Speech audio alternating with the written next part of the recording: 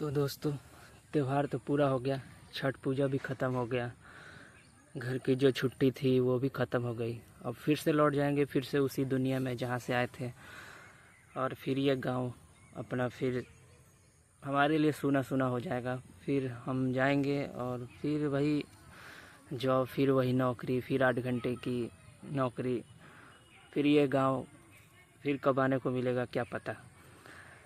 फिर यही है लाइफ। जब कोई दूर रहता है घर से बहुत दूर, जब तब गांव आता है तो दोस्तों कितना अच्छा लगता है।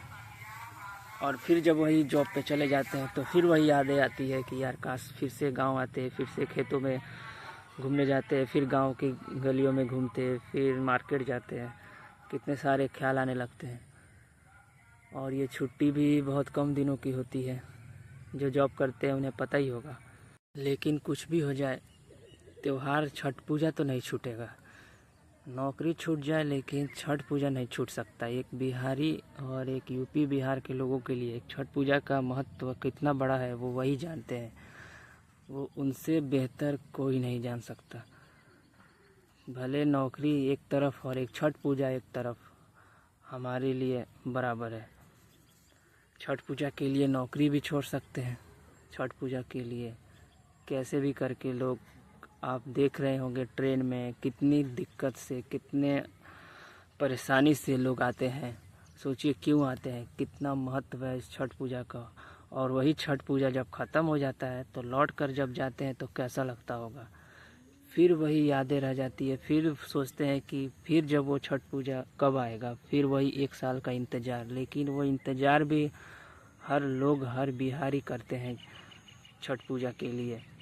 और जब से ही छठ पूजा नज़दीक आता है ट्रेन टिकट बुक होने लगते हैं और ट्रेन टिकट वेटिंग रेगरेट तक चला जाता है। फिर भी लोग ट्रेन में कैसे भी करके दिक्कत से, बहुत परेशानी से आते हैं। रेल मंत्री ने तो बहुत सारे ट्रेन निकाल तो दी लेकिन फिर भी सुविधाएं कम पड़ गई। आपने देखा ही होगा ट्रेन में कितनी ज़्यादा मात्रा में क्राउड था, भीड़ था। तो ऐसा ही है छठ पूजा। छठ पूजा सिर्फ पूजा नहीं है दोस्तों, ये एक इमोशन है और एक ये माँ का प्यार है। जब हम लोग घर से दूर रहते हैं तो कितनी याद आती है गांव की, गांव के खेतों की।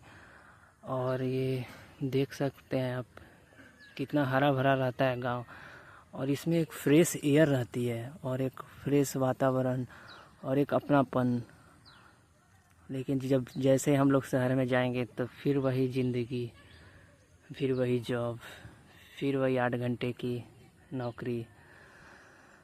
ऐसा ही है दोस्तों।